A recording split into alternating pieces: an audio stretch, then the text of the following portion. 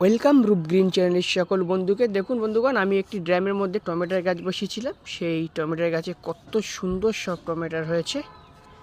তো আপনারা চাইলেও এরকম ছোট ছোট ড্রামের মধ্যে আপনারা টমেটোর গাছ বসাতে পারবেন, তার থেকে খুব সুন্দর এরকম টমেটো পাবেন।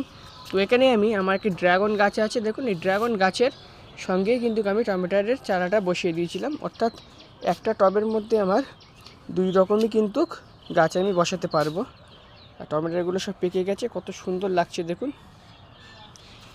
তো এরকম ছাদ বাগানের আরও অনেক ভিডিও দেখার জন্য চ্যানেলটি কিন্তু আপনারা সাবস্ক্রাইব করে রাখবেন।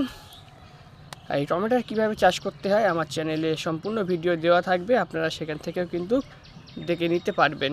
তো ভিডিওটি দেখার জন্য অসংখ্য অসংখ্য ধন্যবাদ সকল বন্ধুকে।